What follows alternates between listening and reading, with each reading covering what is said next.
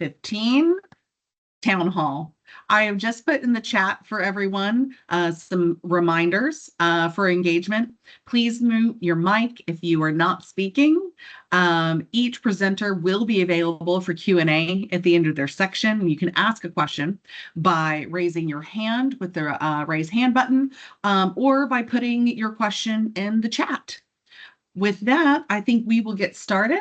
I'm going to go over the agenda quickly before handing it over to our city manager, Wyatt Shields. This morning, we have some shout outs to new employees and promotions, an overview of where we are with administrative regulations, followed to by our how-to for city employees, where we'll learn more about what's going on with the mission, vision, values, the ERP system, and the referral bonus program for recruitment. Then Chief Fard's going to dive deep into the 2024 annual report for the police department, followed by a quick run through of events hosted by the city, and then some finance reminders from our finance department. All right, with that, I'm going to turn it over to our city manager, Wyatt Shields. Thank you, Wyatt. Well, good morning, everybody. Thank you, Mary Catherine. Thanks for convening and organizing this employee town hall meeting. So it is my pleasure, as we do for each of our employee town halls, to welcome new employees. And we're also adding a new thing of recognizing people who've had promotions as well. So our welcoming is for our new planning director, Matt Matusik. Yesterday was his first day with the city. Welcome, Matt. It's great to have you here.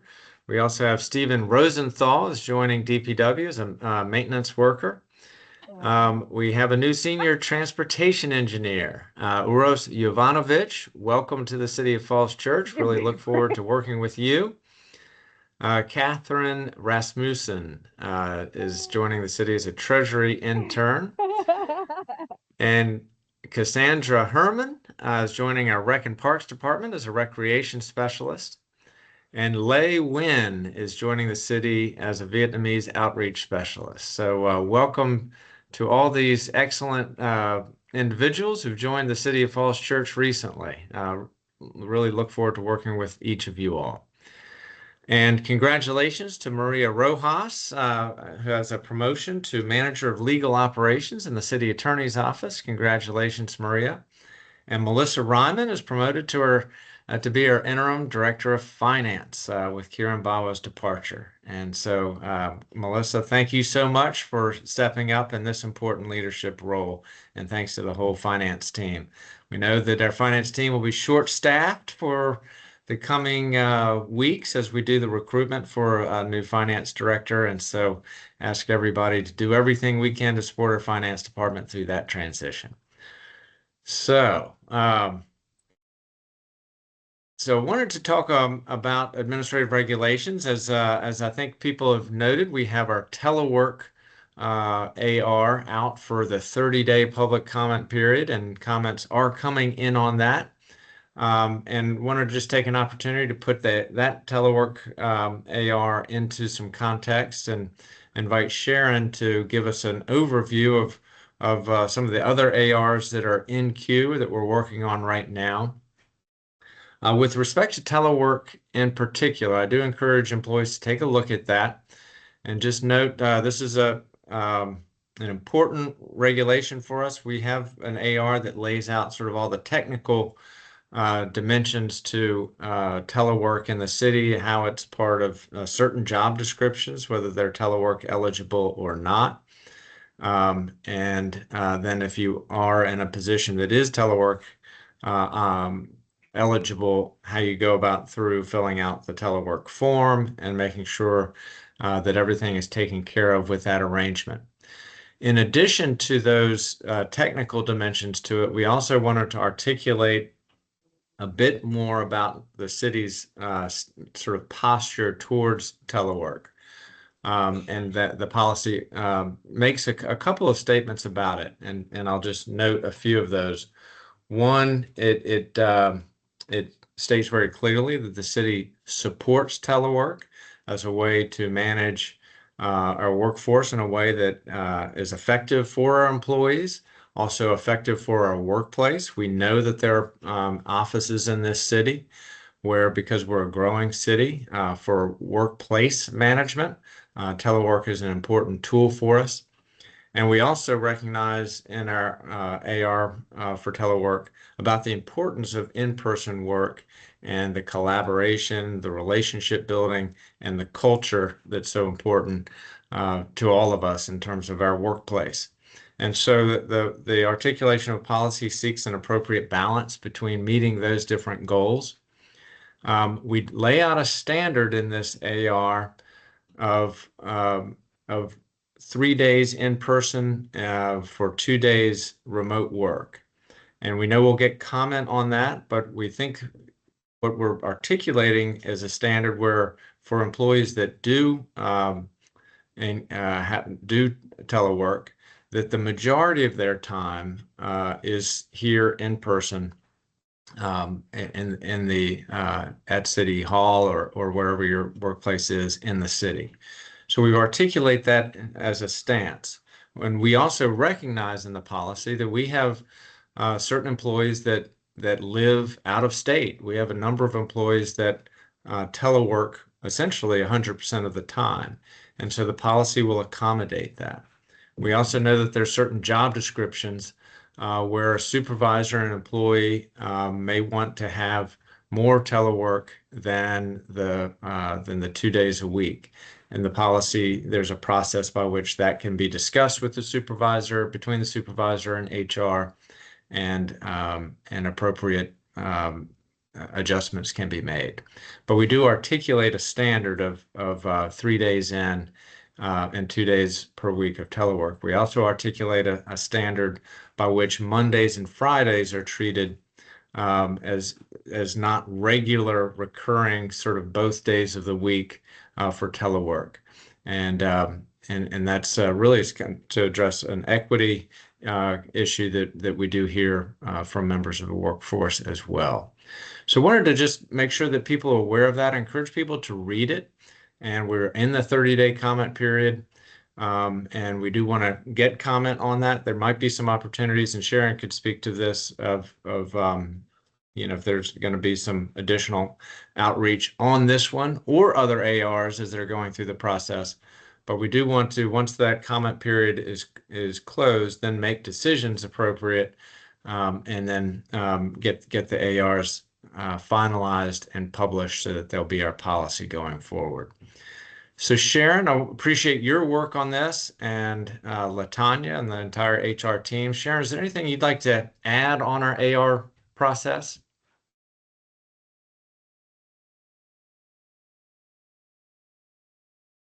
I'm not seeing Sharon. Good morning. There she is. Yes. So just to piggyback on what Wyatt has shared, I do want to emphasize that this draft of our telework AR does make the distinction, I think for the first time, between exempt and non-exempt personnel. And partly that is because there are certain federal labor standards that apply to non-exempt employees that don't apply to exempt, and that's specifically traveling from one work location to another. For non-exempt employees, that would be considered paid time. And so that's why you see that addressed in the AR the way that it is. But I do want to emphasize that it's a distinction between exempt employees and non-exempt employees. The other thing that we've tried to outline specifically is what Wyatt has shared, the distinction between a telework eligible position. I mean, certainly there are some positions that don't lend themselves to telework. So being very clear about that. But then if you are in a telework eligible position, you also have to be exhibiting the ability to work in that type of a setting. So dependability, responsiveness, that's been updated to be reflected on the telework agreement. And so there have been some modifications to the telework agreement. The additional step that will take place is that on an annual basis, we'll be asking for the recertification of the telework agreement. Ideally, we like that to align with our performance management process. And so given where we are with our current telework AR, once we go through the 30-day period, we finalize the comments.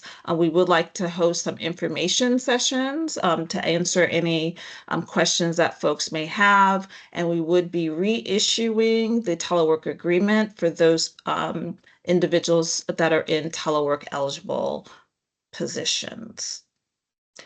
So I will stop there for the telework AR in case there are questions or comments.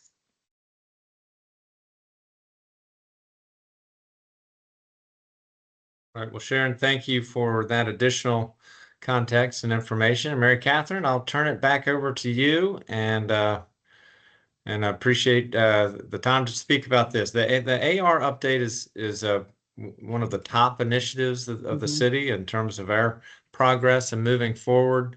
It's really important that we clarify our policies and do that in a transparent way. And then as we go forward, follow those policies consistently and as a regular practice going forward. And so it is an important initiative. It's one of the kind of the top 8 internal improvements that we're carrying on, and we want to sort of keep this in front of employees at employee town halls as we go forward.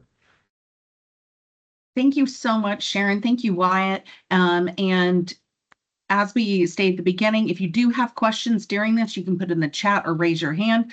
You also can write to Sharon directly regarding this. So thank you very much. With that, we're going to move on to our next presenters, Jenny Carroll, our Deputy City Manager, and Joe Carter, our Director of Emergency Management, to give us an update on our mission, vision, and values. Morning, everybody. I guess hot off the presses on the mission, vision, values. So coming soon, there will be an employee feedback form that will be sent to employees, hopefully next week. It'll be open for 2 weeks. It will have the draft versions of the mission, vision, and values. We had our last meeting yesterday, where we wrapped up editing and reviewing the mission and the vision. The values the action team has already completed. And so the next step is sending out that employee feedback form. You should expect an email from me that has the link to the form in it. It'll be approximately 8 questions, and it will include 3 of those will be open-ended options where you can add suggestions. So what happens after that? After the 2 weeks, we will receive the feedback. It is anonymous. And the action team will take that information and meet in probably the first 2 weeks of August to finalize the mission, vision, and values. And then I think we are hoping with the August employee town hall that we will be rolling that out. The next step after that would be to convene a rollout/sustainment committee or work group. And so we will be looking for volunteers for that work group as well. And I think that's all on that one. And then I think I have the next one too, unless Joe wants to add anything. No, you're doing really well. Keep going. So the next item is our enterprise resource planning system and what is the work that's being done with that. This includes, and not everybody may be familiar with our ERP system for short. There are a wide variety. The program you might be most familiar with is time entry and the employee self-service. So this not only includes Munis, or also known as EERP, it includes other systems and vendors that integrate with that system. We had an assessment completed, and there were several recommendations made around ownership, custodianship, and governance. Ownership is the group or the person who would be responsible for the entire life cycle of the system. The recommendation from our vendor was that or from ESI who completed the assessment was that the city manager's office had ownership of that.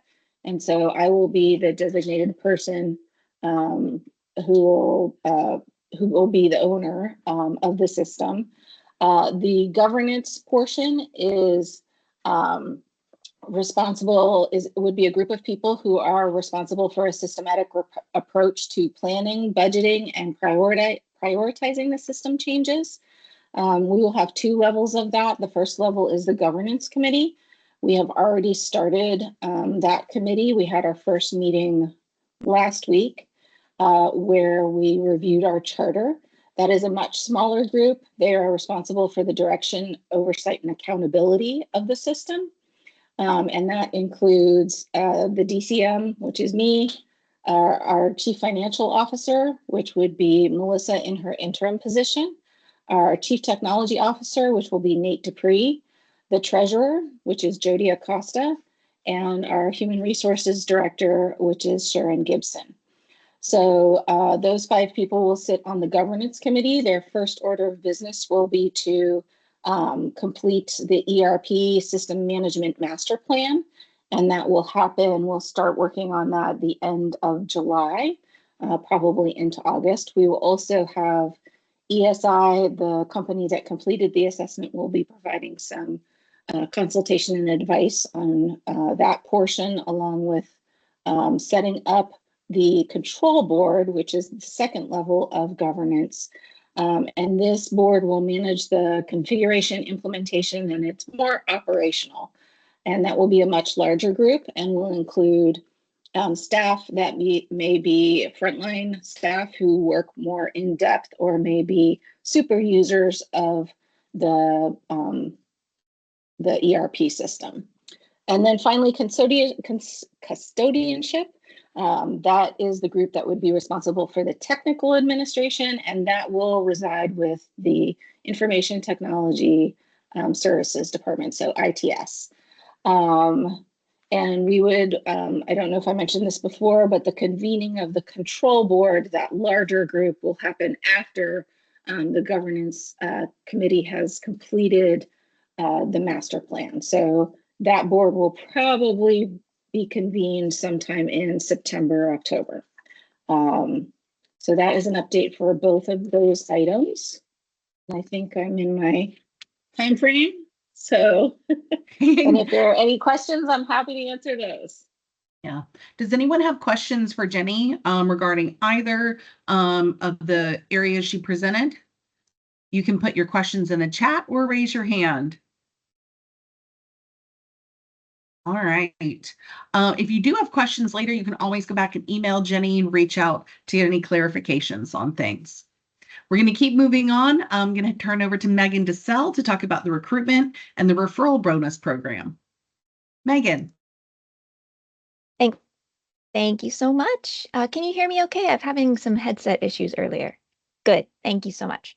Well, everybody, we are currently recruiting for several positions, and I wanted to take this opportunity to highlight our referral bonus program, which does allow for current staff, full-time staff or part-time staff working at least 20 hours per week to refer those to positions. And then if that person is hired into that open role and works for at least 90 days, then a $275 bonus is paid to the referring employee. So that's a great incentive. And it's just another thing on top of sharing what a great place to work this is. On this slide, I shared a few photos of our great employee events, the bowling events, and the Employee of the Year ceremony this past year. Just a couple examples of why we love working for the city. We love being public servants, and sharing this great community with others in our networks is a great opportunity. All of the jobs that are currently advertised are at fallschurchva.gov/jobs. So check that out. Take a look, see if there's anything that you want to refer your friends, neighbors, coworkers, past employers to, because there's a lot of great opportunity out there. And of course, if you ever have any questions about the application process, what's involved, the benefits of working for the city, I'm always happy to be a resource for that. Awesome. Thank you so much, Megan. Appreciate that.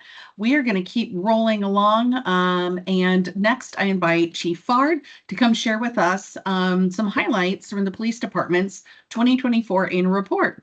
Hi, Chief Fard. Hi, Mary Catherine. Thank you. Good morning, everyone. Thanks for being here. So last year we started a tradition of going to City Council and providing an overview of our annual report that we put out each late spring, early summer. We did that again last night. There's a link at the bottom of the slide if you want to see the entire report. I thought we share our mission, vision, and core values within the department, also as we, as a city, work on updating those core values for the rest of the city. So next slide, Mary Catherine. So I just want to take a few minutes to share something that we should all really be proud of as city employees. And 2024, the city of Falls Church continued to be one of the safest cities in the region and nationally. As you know, last year we voted as #1 healthiest community in the country. And this is one of the reasons we received that vote. And, last year we saw a 7.25% decrease in serious crimes. These are what's referred to by the FBI as Group A offenses. And after my presentation, I'll put a link to the FBI's website that explains what these different groups are and what kind of crimes they include. But essentially, they're separated in 3 subcategories of crimes against property, persons, and society. And in Falls Church, we saw a 7.25% decrease, as I said, in those Group A offenses. That's 511 offenses for the entire city. And that's incredibly low number for a city of our size. And it's just over 2,800 crimes per 100,000 people, which is well below the state and national averages. And last night when I talked to council, I actually noted that us and Manassas Park have one of the 2 lowest numbers in the region in Northern Virginia, and the closest number after us, it's 150% increase. So, it's something to really celebrate. And specifically with property crimes, we saw a 14% decrease last year. So it's really great to see. And overall picture tells us that Falls Church remains a safe and stable community. Now, I say this often inside the department. I want to say clearly here to all of you, low crime doesn't just belong solely to the police department. It belongs to everyone who serves a city. And public safety is built through teamwork. It's, well-lit city streets maintained by our public works folks. It deters crimes. Active community spaces created by Rexham Park brings people together. Strong school system that we have, safe sidewalks, accessible housing, responsive customer service at all the departments. It all contributes to a city where people feel safe, they feel seen, protected, and cared for. So when crime is low, it's not just a stat.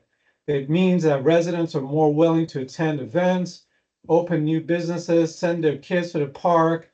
The kids ride to schools and throughout the city. They engage with their community. That sense of safety gives people confidence, and that confidence comes from you guys as well. So the role we play in the police department is important, but it only works when we're all part of a larger system and functions and trust, coordination, and shared purpose. Next slide. So, I see that every day in the city, how we all work together. And this slide here reflects some of the additional data of the work that goes in, not only by the police department, but also throughout the city with different departments we work with. So, calls for service, our traffic stops, our crash data, those are all great for the police department, but there's a lot of other functions within the city that you all play a part into that. So I just want to say thank you as your police chiefs, director of public safety, for all of the work that each department and your staff does, for the professionalism you bring, and for helping make Falls Church not just a safe city, but a great city to live and work in. And I just hope we continue that effort into 2025 and the year forward as we move forward. So I was told to keep it short, so I'm going to stop there and give you a quick overview. Don't want to dive too much into repeating data that you can view yourself in the crime report. I'll drop a link, couple links into the chat that you can look into. But I just want to say thank you. It's something to celebrate as a city, not just for the police department, and encourage you to watch the council meeting last night. There was a lot of deep appreciation from our council members that support all of our work deeply. And this is just great. I'm really happy to be part of this team. So thank you all. Thank you, Mary Catherine. Thank you so much, Chief Ard. This is really excellent. I can't wait to dive in deeper into the whole report. And I heard you got a lot of questions last night from council. So if anyone who is on right now has questions for Chief Ard, we do have time for him to do some Q&A. This is our main presentation today, and I want to make sure that everyone feels that they have a moment to ask Chief Ard any questions directly. I have a question, Chief Ard. On Sure. this slide, for the calls for service, what should be our sort of takeaway understanding of the difference between officer initiated and community initiated? Yeah, so I don't know what the dinging was, but anyway. I don't know what's happening to my computer. Give me 1 second.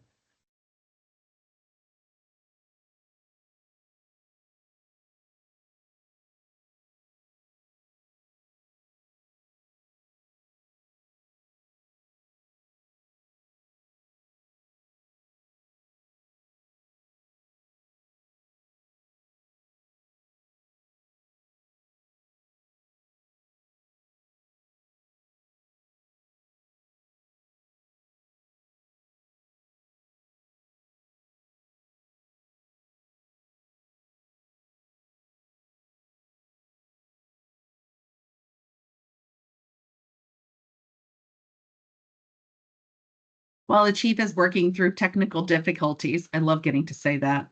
I love Danny's comment. IT will now get a call for service. If anyone has any further questions for Chief, now's a great time to put those in the chat. I think I'm back.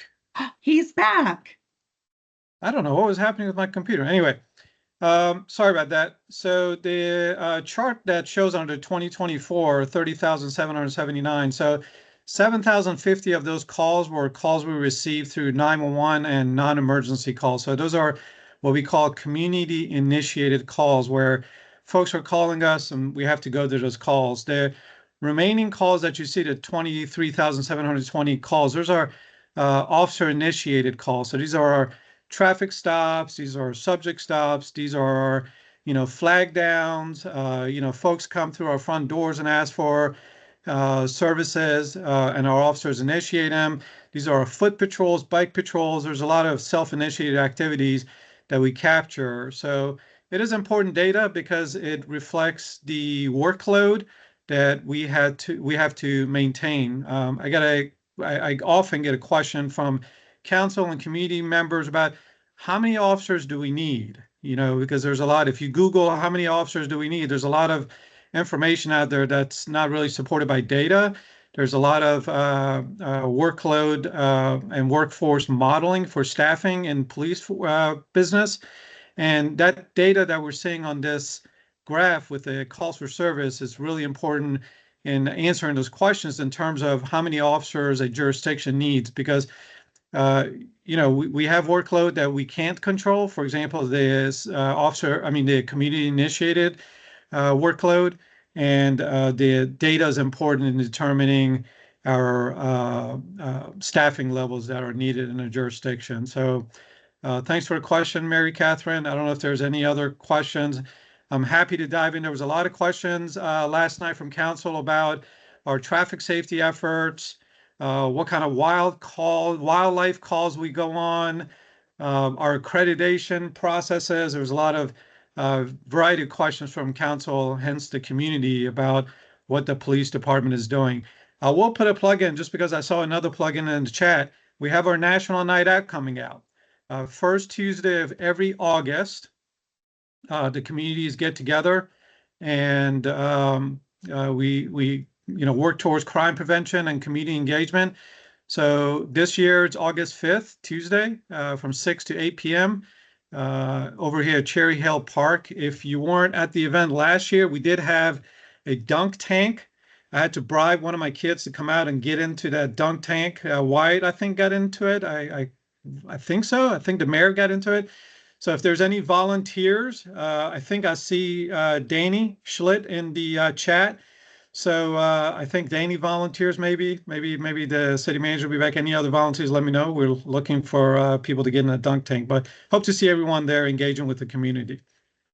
That's fantastic, Chief. Thank you so much. We appreciate it. We're going to slide into our final section now. And our team member, Corey Payne, who puts on our large scale events, had a conflict today and could not come present. So I want to run through some of these really quickly. Our concerts in Cherry Hill Park continue this summer. If you haven't been to one yet, it is a very chill vibe. They start at 7 p.m. And when it's not raining. And we have a couple more that are available throughout the summer. And then Sunset Cinema begins. And one of the cool things that I love about this tradition is that there's the possibility to vote for one of the films. So if you haven't come out to that before, if you haven't voted for before, now is your chance. Events and invites. Danny, since I know you are on, would you mind sharing a little bit more about the invitation to join the Fun Bunch? Sure, it's pretty simple. I think we all just learned that having fun and doing good things helps prevent crime. So we're looking for some crime fighters to join the Fun Bunch. Some folks that just want to help their coworkers be able to have some times together just to relax, get to know each other a little bit more. So we do events throughout the year. We're going to have a meeting tomorrow at 3 p.m., I believe. No,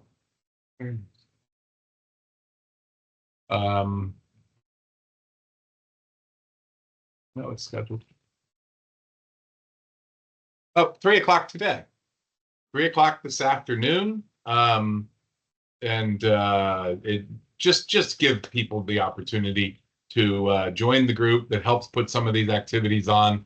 So if you're interested in doing something a little bit out of your ordinary responsibilities, want to join the Fun Bunch, please join the meeting today. Contact anybody you know on the Fun Bunch. Contact myself. We'll get you included and we'll have some fun and fight some crime.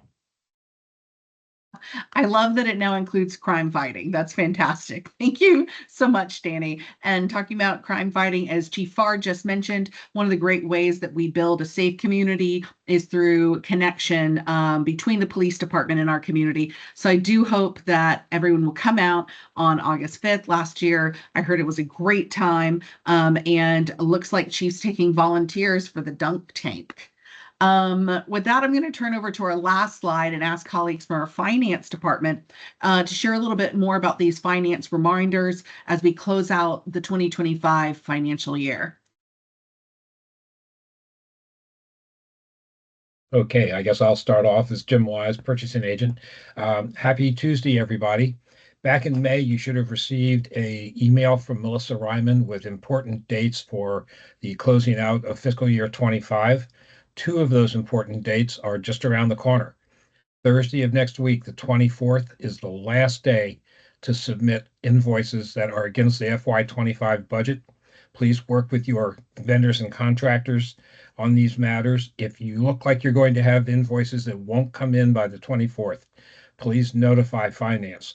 Melissa is on vacation until the 28th, but you can send an email to her and copy me. And we'll work with you to make sure that our vendors are paid properly and using the correct funds. At the end of the month, Friday, August 1st, actually the beginning of the next month, that's the final review for purchase orders that you may want to have carried over from fiscal year 25 into the next fiscal year. Please review your current purchase orders, see if any meet that requirement. Please send Melissa a list of those purchase orders and give her as much information as you can about that, and she will work with you on that. In the meantime, if you have any questions about either of these upcoming dates, please reach out to the Finance Department. We are here to help you. And now I think I'm going to turn it over to Bethany. Yes, good morning, everyone, and happy Tuesday. Just briefly, I want to remind everybody today and yesterday are payroll working days for me. The deadline for time entry on ESS is actually end of business Monday. And I just want to reiterate the importance of making sure you submit your time on time in order to give your supervisors enough time to review and approve. Pretty consistently, every payroll we have had a handful, 5-10 people that are not meeting those deadlines, and it unfortunately really pushes back the continuance of the payroll process.